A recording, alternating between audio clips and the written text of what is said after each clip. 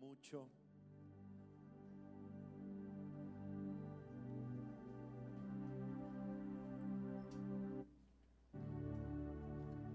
Saludamos a todos en esta mañana tan preciosa en la que nos podemos reunir en torno a la presencia del Señor, porque como cantamos, Él es el centro.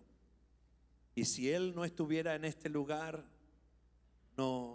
esta reunión no tendría sentido, porque nos reunimos para orarle a Él, para cantarle a Él, para hablar de Él, para escucharle a Él, para que Él nos toque, para que Él nos guíe, para que Él nos sane, porque todo se trata de Él obrando en nuestra vida. Jesús es el centro, el primero, el más importante y el que te puede cambiar, que te puede transformar. Si hoy nos visitas por primera vez, queremos que sepas que Él te ama de una manera increíble y te ama tanto que dio su vida por vos y te ama tanto que no te pide que cambies para venir a Él. Pero cuando vengas a Él, Él va a trabajar en tu vida para que tu vida sea diferente. En esta semana que pasó, hace una semana, partió con el Señor un hermano muy querido por todos nosotros, de manera sorpresiva, por supuesto, el hermano Constantino Zavala. Me dijeron que está su esposa, Juana. A ver. ¿Dónde está Juana? Levanta la mano. Ahí está Juana, ahí está. A ver, prendemos las luces un poco más, por favor. Todos ahí vemos a Juana, es una líder de nuestra iglesia. Juana, te amamos, estamos con vos, estamos con tus hijos. Y bueno, vamos a extrañarlo al Constantino, pero el Señor ha querido que fuera así. Y bueno, él ya no tiene problemas. Él está con Cristo, pero nosotros estamos con vos para ayudarte en todo. El Señor te bendiga mucho, Señor te fortalezca, a tus hijos también. Y también hace unas semanas partió con el Señor un hermano, el papá de un joven de nuestra iglesia, Michael. A ver, Michael, me dijeron que estás también. Ahí está, Michael también. ¿Está tu mamá ahí? Hermanos, Dios les bendiga mucho. El Señor está fortaleciéndole y estamos con ustedes. Pónganse de pie también para que los veamos. Miren, estos hermanos preciosos han perdido al papá, al marido, pero el Señor va a llenar el corazón con consuelo, con fortaleza. Señor va a abrazarles en este tiempo. Los amamos mucho y sepan que toda la iglesia está con ustedes. Dios les bendiga. Dios les bendiga.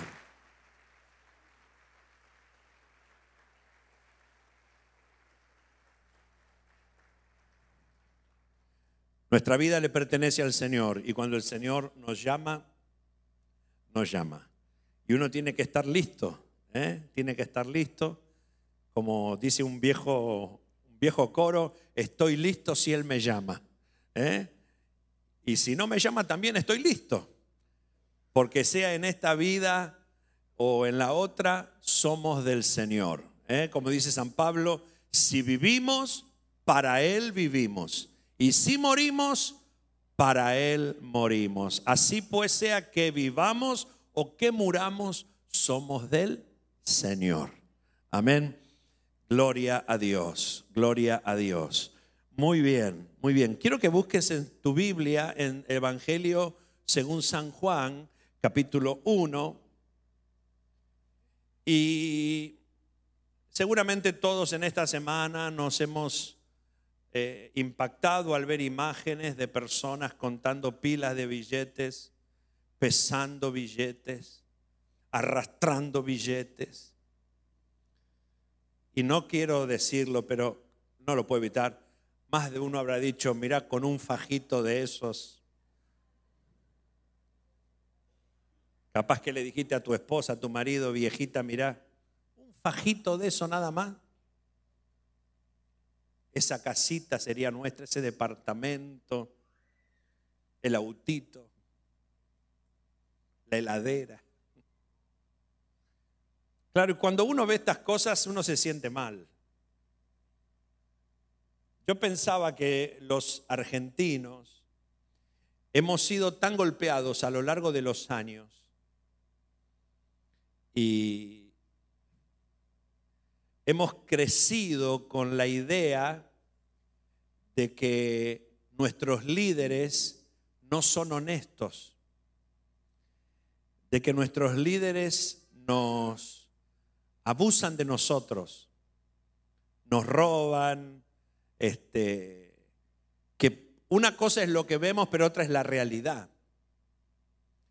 Y eso nos hace vivir desconfiados. Vivimos en un estado de desconfianza.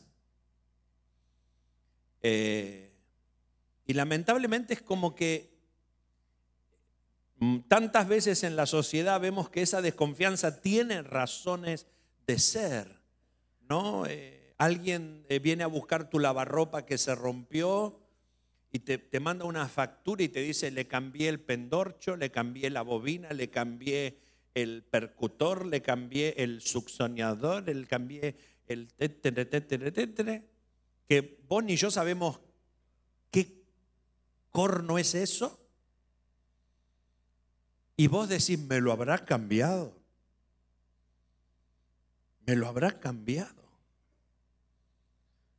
Porque como no sabemos de qué se trata, y a veces llegamos a la conclusión de que no lo cambiaron, porque al mes se vuelve a romper y viene otro y te dice: acá no le hicieron nada. Me robaron. Y todo eso produce en nosotros un estado de desánimo, de desaliento. Y podemos llegar a pensar tristemente dos cosas. Uno, que el país no tiene esperanza. Y dos, que si el que está arriba o el que puede es deshonesto, nosotros tenemos que entrar también en eso. Total. Pero yo quiero llamarte a que tengas esperanza. A que tengas esperanza. Y que lo que está oculto, como dice la palabra de Dios, salga a la luz. Y que alguna buena vez el que roba vaya preso. Y el deshonesto sea descubierto. Pero no dejemos de confiar en Dios. No dejemos de orar por el país. Porque Dios quiere hacer algo en Argentina. Por encima de quien gobierne. Que gobierne este, que gobierne el otro. Nuestra confianza está en el Señor. Y Él tiene que obrar en nosotros. Y nosotros como cristianos,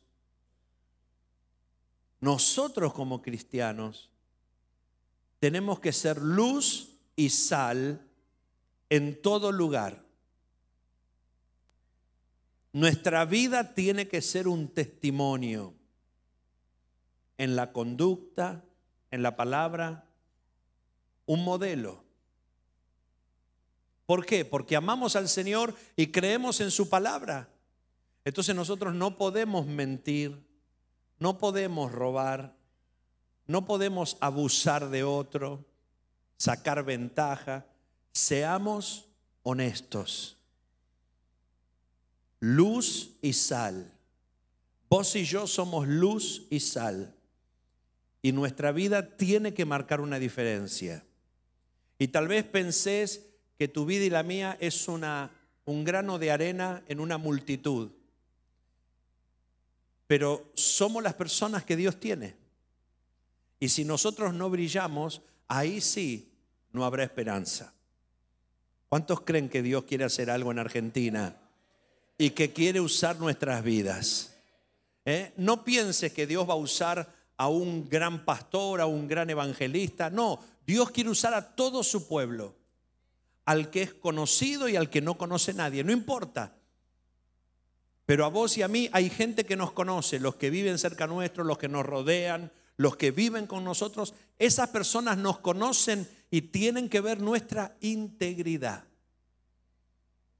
Que vale la pena vivir como Cristo manda. Que es bueno vivir como la Biblia enseña. Y que no es de tonto ser honesto, ser recto, sino es de personas que conocen al Señor y conocen el temor de Dios.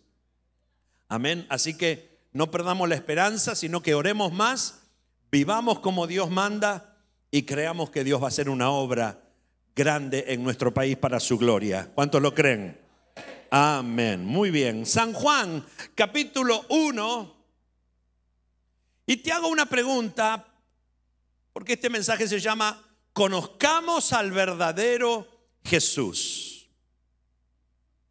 A ver, conozcamos al verdadero Jesús. Estamos a una semana de la Pascua de Resurrección y en estos días las personas se acuerdan de Dios, se acuerdan de Jesús, pero nosotros, ¿de qué manera percibo yo a Jesús? ¿De qué manera vos pensás en el Señor cuando orás, cuando decimos Cristo es el centro, cuando decimos el Señor está caminando por acá? ¿Cómo lo imaginás?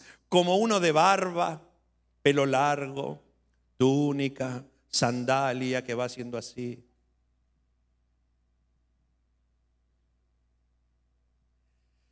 Si ves un dibujo, un cuadro de Jesús, decís, ahí está el Señor. La mayoría de nosotros tenemos la tendencia de conocer más al Cristo histórico que al Cristo eterno. Tenemos la tendencia de poner más la mirada y la atención en aquel hombre que vivió 33 años en esta tierra, que al Cristo que ahora es, que es espíritu invisible. Desde chiquitos nos han contado las historias de la Navidad, de la Pascua. Hicimos el pesebre. Yo me acuerdo que armábamos el pesebre cada Navidad, que era una emoción armar ahí todo, ese pesebre que teníamos, poner un símil de pasto. No era pasto, era no sé qué, era como un cartón dado vuelta, verde. Los camellitos, los pastores, la gente, y que el 24 a la noche íbamos a buscar el muñequito del bebé Jesús y lo poníamos ahí. Nació Jesús. Desde chico viendo eso. Pero todo lo que nosotros pensamos de Jesús está basado en los 33 años de vida que el Señor pasó en la tierra. Pero Jesús resucitó.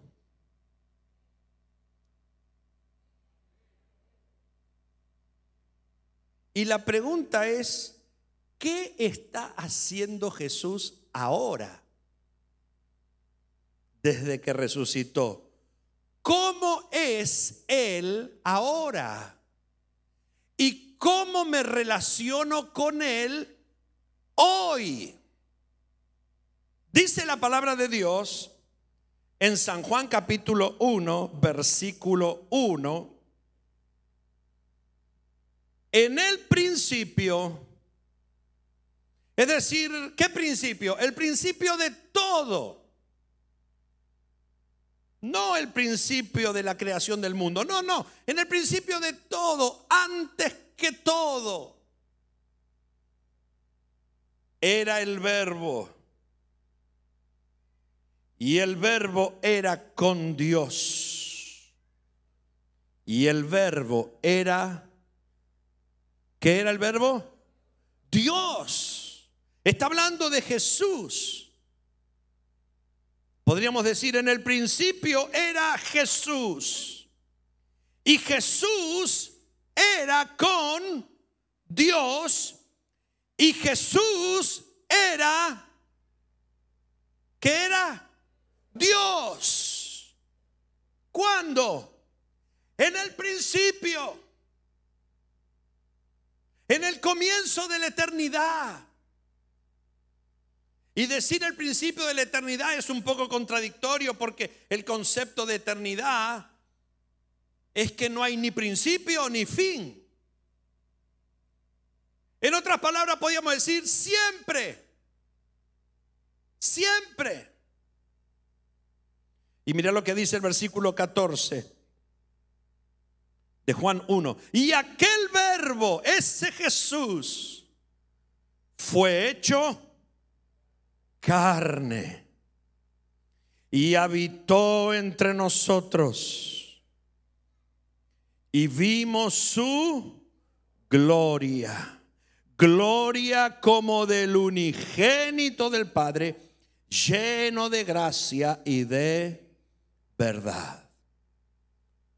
En el Evangelio, nosotros cuando leemos los Evangelios, Mateo, Marcos, Lucas y Juan, conocemos a Jesús, el Hijo del Hombre. Conocemos al Verbo encarnado. San Juan nos dice que Jesús ya existía antes del Génesis. En el principio era el Verbo y el Verbo era Dios. Y dice en el 14, y ese Verbo se hizo carne. Ese ser espiritual tomó carne y habitó entre nosotros para que le pudiéramos ver, para que le pudiéramos conocer, para que le pudiéramos tocar. Lo eterno se hizo temporal, lo infinito se hizo finito, lo omnipotente se hizo débil para ponerse a nuestra altura, para que nosotros podamos saber de Él. El Evangelio nos dice que cuando Jesús estaba en su cuerpo físico, le pidió al Padre, y escuche lo que dijo Jesús: Padre, glorifícame tú al lado tuyo con aquella gloria que tuve contigo antes que el mundo fuese. Ninguno de nosotros podría hacer esa oración, pero Jesús sí, porque Él es desde el principio. Jesús es el Dios eterno. ¿Cuántos saben eso? Jesús es el Dios eterno. Y cuando uno piensa en los 33 años de vida humana de Jesús, dice, ¿qué es eso comparado con la eternidad? Nada. El Verbo de Dios, el Cristo, existe desde la eternidad y hasta la eternidad. Él creó todo el universo, dice la Biblia. Tomó forma humana en el vientre de María.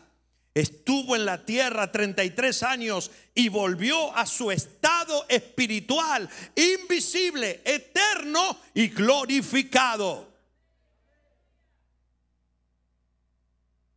Además de breve, el tiempo en la tierra de Jesús fue la imagen más débil del Hijo de Dios. La Biblia describe el tiempo de Jesús en la tierra como el de uno que se despojó de sí mismo y se anonadó, es decir, se hizo nada.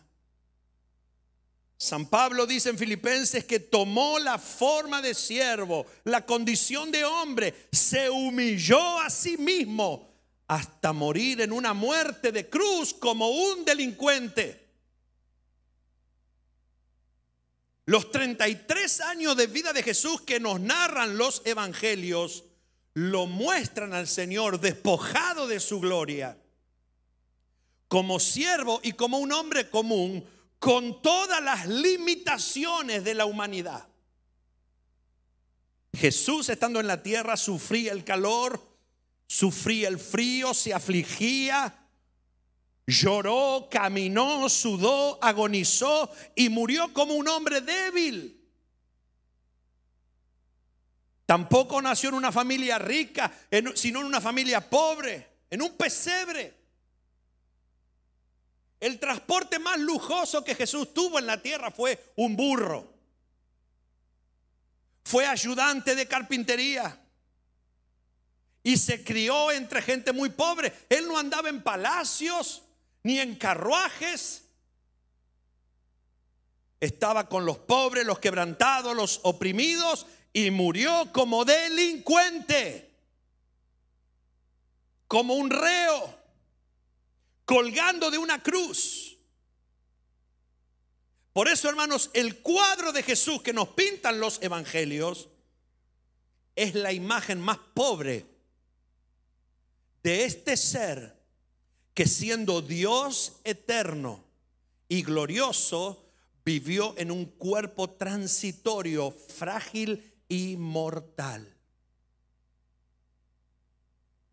En el evangelio podemos conocer al Dios velado, cubierto, escondido.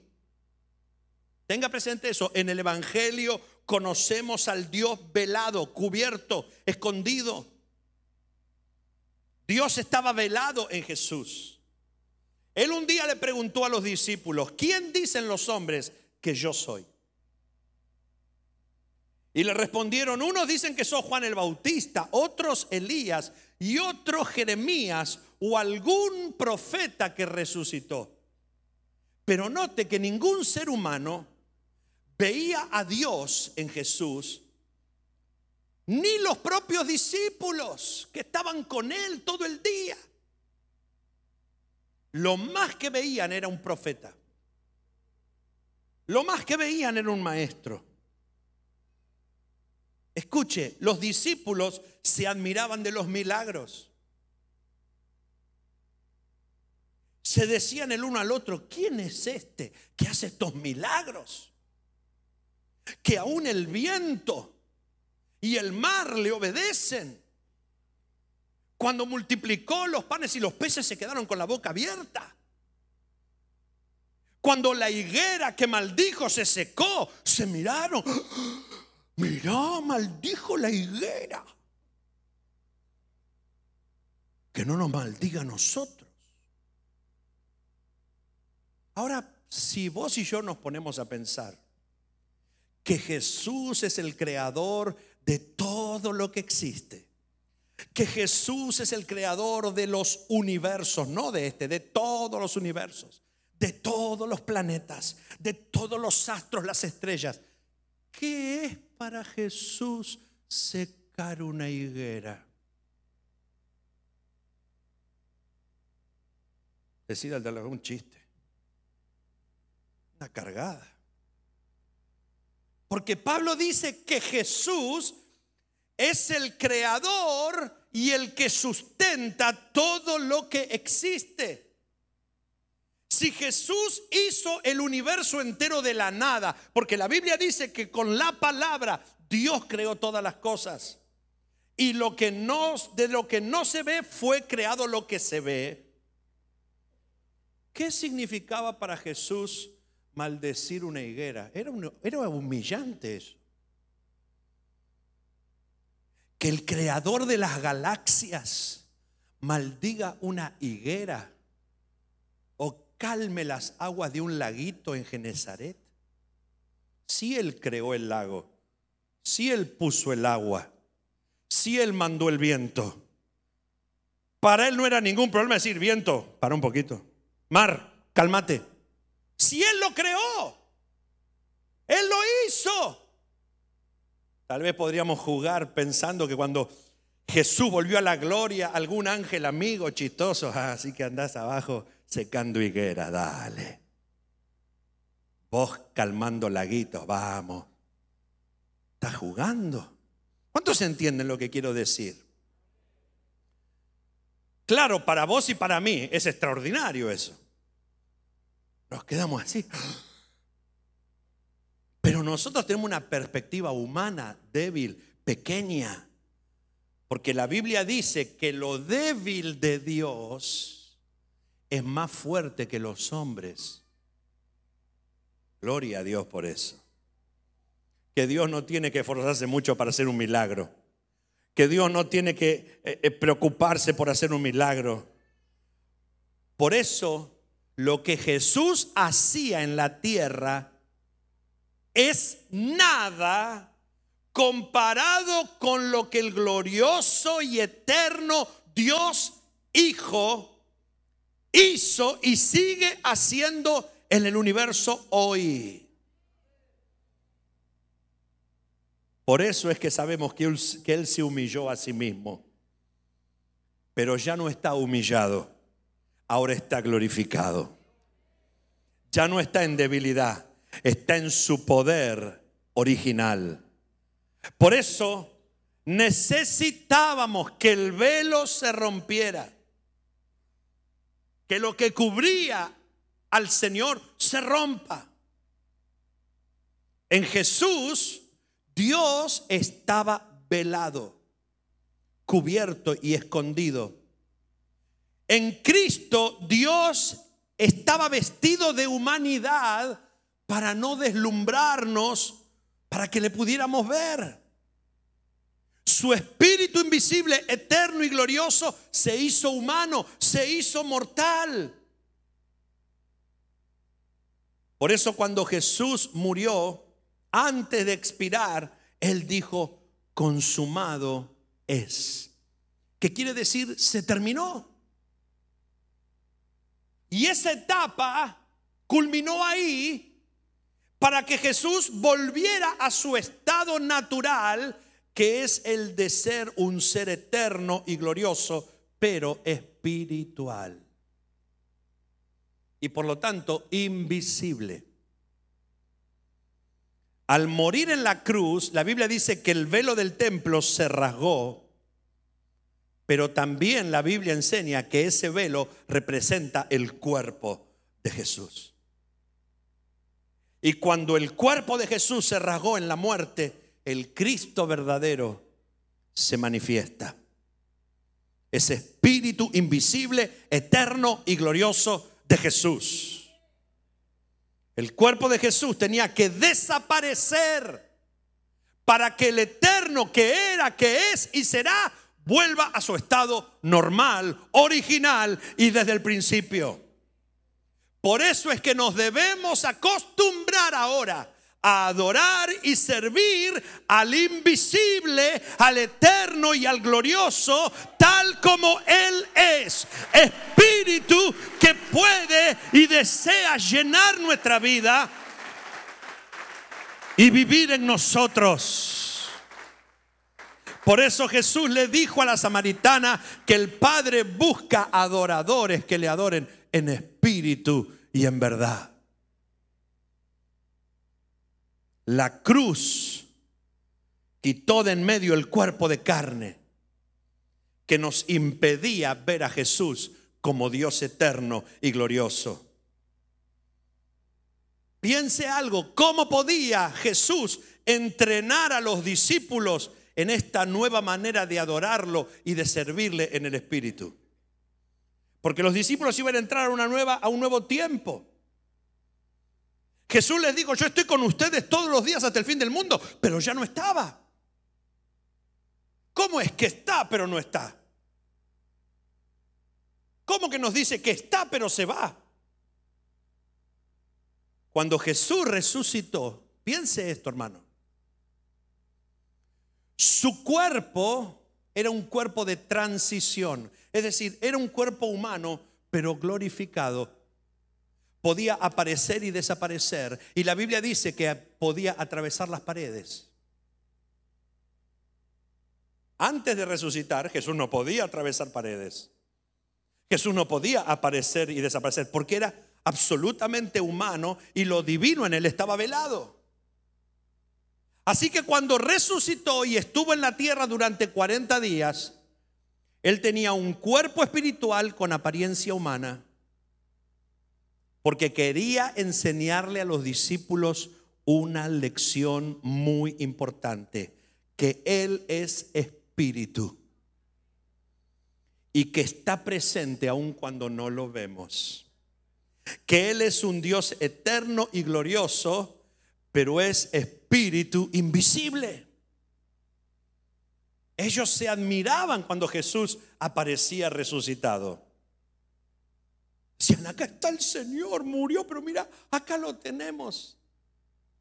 Pero la verdadera lección que Jesús quería que aprendieran no era su aparición, sino su desaparición. Él quería que ellos siguieran creyendo en Él cuando no lo vieran. Lo importante no era verlo, sino saber que aun cuando no lo veían, Él estaba en medio de ellos. Dedicó 40 días después de resucitar a aparecer y a desaparecer para entrenarlos y acostumbrarlos a creer sin ver. ¿Cuántos aquí pueden creer sin ver? ¿Cuántos pueden decir, Señor, aunque yo no te veo, yo creo que estás acá? Aunque yo no te veo, yo sé que venís conmigo. Aunque yo no puedo verte ni tocarte con mis manos, yo sé que estás presente y que vos tocas mi vida. Puedo escucharlo sin oír palabras. Hay creyentes que cuando decimos Dios te va a hablar, están esperando escuchar una voz. Ahí me va a hablar Dios, ahí me va a hablar. Pepito, quiero hablarte. Y por lo general Dios no habla de esa manera. Cuidado con querer andar oyendo voces. Cuidado. Porque algunos, queriendo escuchar voces, escuchan las voces de algunos que mejor les sería cerrar el pico, pero también escuchan la voz de demonios que vienen a confundir.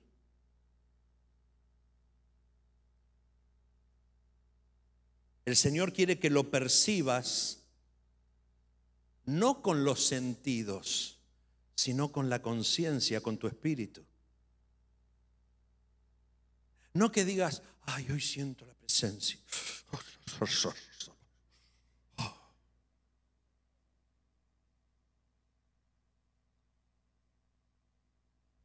¿Y qué pasa si un día no sentís nada? ¿Qué pasa con un cristiano que queda cuadripléjico? Que está en una silla de ruedas, que no puede moverse, que no puede hablar. ¿Ese no puede sentir a Dios?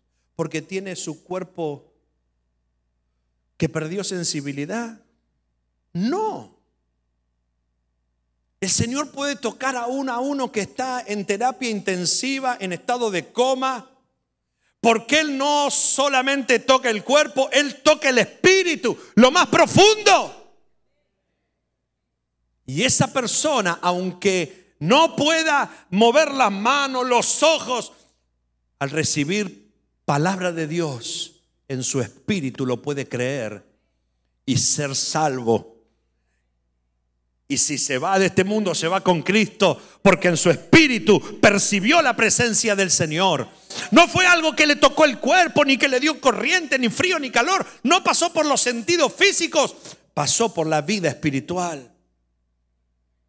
La lección más importante que tenían que aprender los discípulos no era la aparición, repito, era la desaparición del Señor. Por eso Jesús aparecía y desaparecía vez tras vez, para que se acostumbren a una nueva realidad. Él les estaba diciendo, aunque no me vean, yo estoy con ustedes todos los días hasta el fin del mundo. ¿Cuántos lo creen? Aleluya. Yo sé que Él me ve, yo sé que Él me escucha, yo sé que Él me conoce y que Él está, porque lo prometió. Y tenían que acostumbrarse a estos, a ser amigos del Espíritu invisible, a dialogar sin verlo con los ojos ni oírlo con los oídos. Esos 40 días después de la resurrección fueron para que los discípulos aprendan a vivir por fe, a reconocer esa presencia. Por eso, aunque vos no lo ves y no lo podés tocar, tenés que hablar con el Señor.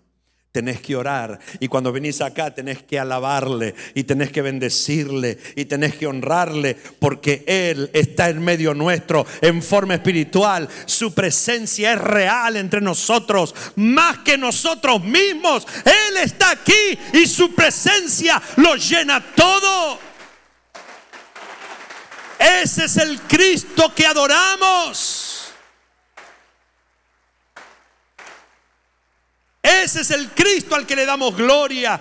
Por eso, para concluir, yo necesito conocer al Cristo invisible, glorioso y eterno. San Pablo escribió en 2 Corintios 5:16: de manera que nosotros de aquí en adelante a nadie conocemos según la carne. Y aun si a Cristo conocimos según la carne, ya no lo conocemos así. ¿Sabe que muchos corintios se cuestionaban si Pablo era de verdad un apóstol? Porque uno de los requisitos para ser apóstol era que el apóstol tenía que haber visto a Jesús de manera visible. Y Pablo nunca vio a Jesús de manera visible. Él no fue uno de los 12. Así que los que acusaban a Pablo hicieron que Pablo escribiera en 1 Corintios 9:1: ¿acaso no he visto yo a Jesús, el Señor nuestro? La primera vez que Pablo vio a Jesús, quedó ciego 3 días. ¿Cuántos se acuerdan de eso? Cuando iba camino a Damasco y lo volteó del caballo. ¿Y cómo quedó? 3 días. Y su vista quedó herida para toda la vida. Pablo no conoció al Jesús encarnado. Pablo no tenía la imagen del Jesús de sandalias, cabello largo y túnica. Pablo conoció directamente al Jesús, Dios glorioso, eterno y espiritual. Y el primer encuentro que tuvo con Jesús fue como haber sido inundado por un potente rayo láser. Y lo mismo le pasó al apóstol Juan. Lo podés leer en Apocalipsis 1:17. Dice que cuando Juan vio al Señor, cayó como muerto. Pero la gente que estaba al lado de Jesús, estaba al lado de Jesús en la tierra y no les pasaba eso. Pero ahora sí. Ahora sí. Porque ahora no está en debilidad. Ahora tiene todo el poder. Ahora está en su condición original y natural. Eterno Dios, glorioso y omnipotente. Por eso demos gracias al Señor que Él está con nosotros de manera invisible. Porque si Él se mostrara, esta sería una iglesia de ciegos. Porque tus ojos y los míos no lo podrían soportar. Nuestra vista quedaría dañada. ¿Cuántos entienden esto? Si en una ocasión Jesús, estando en la tierra, le preguntaron dónde estaba, y él dijo: yo soy, y dice la Biblia que toda la guardia romana cayó al piso. Imagínese si el Cristo débil de este mundo, con decir yo soy, hizo que todos se cayeran. Si el Señor se manifestara aquí con un poquito de su gloria, el desparramo que se armaría. Yo espero que entiendas lo que quiero transmitirte. Por eso, hermanos, para terminar, la cruz era necesaria para revelar a Jesús como espíritu glorioso e invisible, que quiere ser nuestro amigo, que quiere estar con nosotros, que quiere saturar y llenar todo nuestro ser y poseernos. Ya no está limitado por un cuerpo como ese espíritu. Él puede morar adentro tuyo, adentro mío, en cada uno de nosotros. Y la promesa es para vos, es para mí, es para el que está en China, es para el que está en Paraguay, en Bolivia, en Chile, en Perú, en cualquier lugar. Yo estoy con ustedes todos los días hasta el fin del mundo.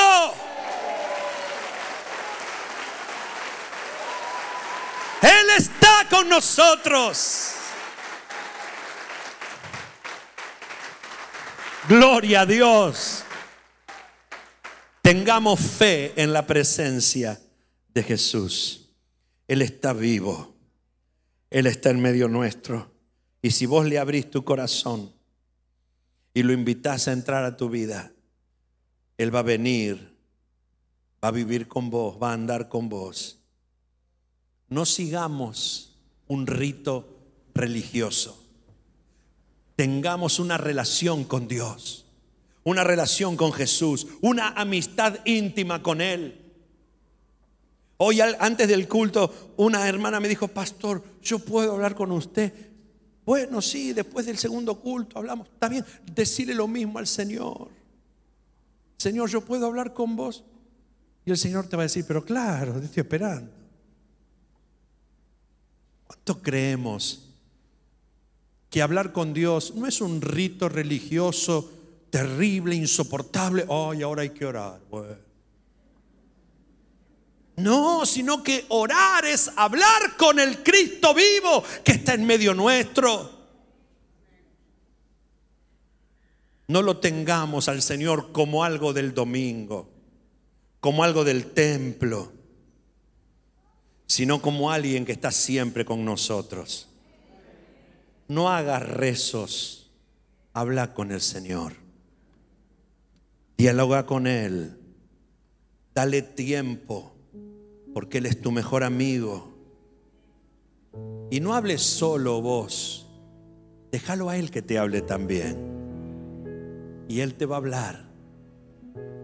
Él va a tocar tu espíritu y te va a hablar de manera espiritual, poniendo impresiones en tu espíritu, en tu voluntad, en tu conciencia, y te va a guiar a través de una intuición santa. Abramos nuestra vida al Cristo espiritual, glorioso, eterno e invisible. Porque ser cristiano no es solo conocer al Cristo que nos muestran los evangelios, ese Cristo histórico, y hablar siempre de lo que Jesús hizo, que sanó a los leprosos, que maldijo la higuera, que transformó el agua en vino, que multiplicó los panes y los peces, que resucitó a su amigo Lázaro. Ese es un conocimiento intelectual, histórico, pero no es una experiencia de amistad actual con el Señor. Mire, es como recordar las cosas que hacía el difunto cuando estaba vivo y repetirlas una y otra vez.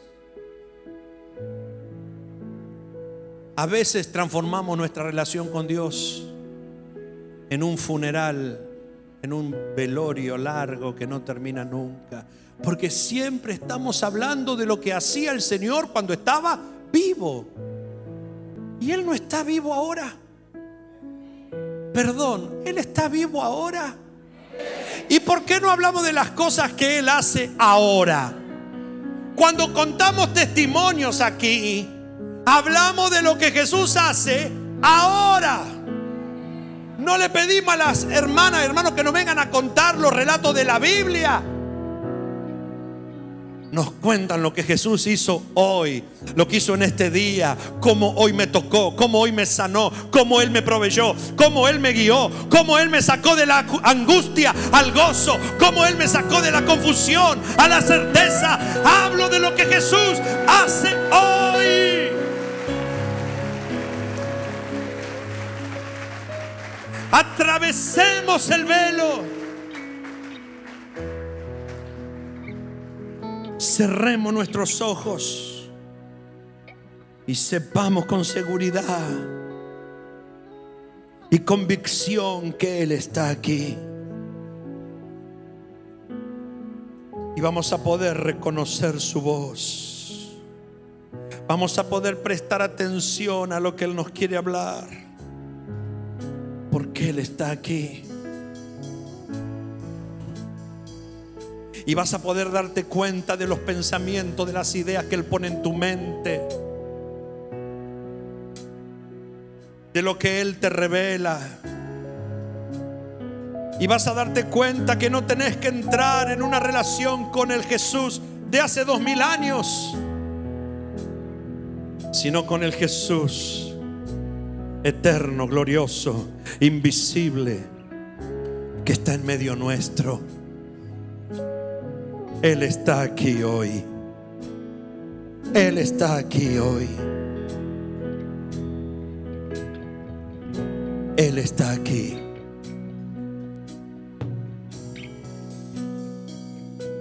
Aunque mis ojos no te puedan ver, te puedo sentir. Sé que estás aquí. Sé que